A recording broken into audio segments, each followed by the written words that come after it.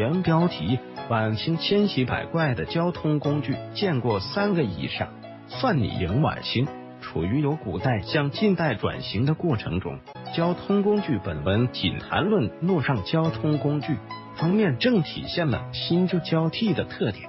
准确来说，传统方式仍然占据主流，新的交通工具仅仅零星出现，还在萌芽生长状态，跟西方先进国家相差甚远。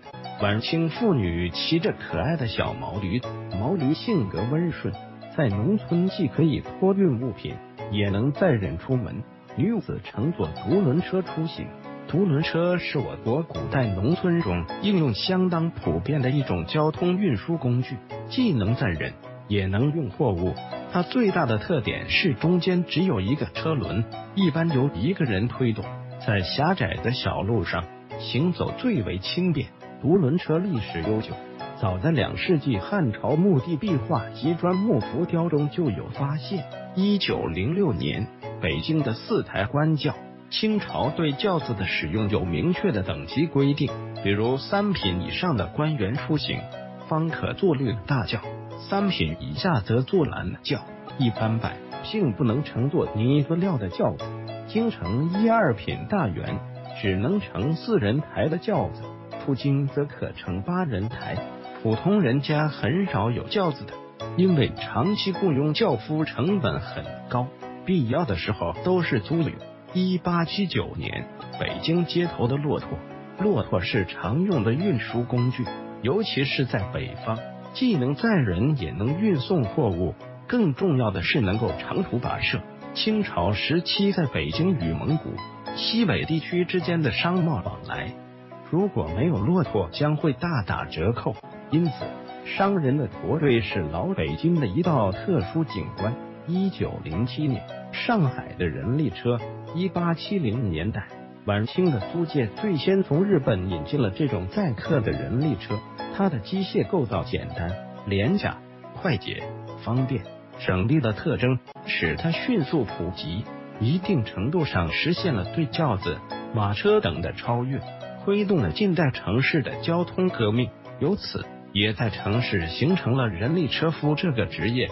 骑木质自行车的男子。1868年11月，上海首次由欧洲运来几辆自行车，但这是一种人坐车上2脚点的引车而走的代步工具，后来发展成像照片所示这样，脚蹬子与前轮轴相连，用前轮传动带动后轮前进，骑起来很吃力。不过，但到清末最后几年，自行车的形制已与现今无异了。写于1909年的《京华102竹之词》，其中一首云：臀高肩耸目无血，大字鞠躬尽有加。嘎巴一生人疾病，后边来了自行车。1906年，北京马车，这种带棚顶的马车可以遮风挡雨，美其名曰轿车，实际上坐上去很不舒服。它的车轮由木和铁制成，没有轮胎，自然也就没有任何减震功效。如果路面不平，颠簸得很厉害，长途旅行的话，一天走下来，骨头都要散架了。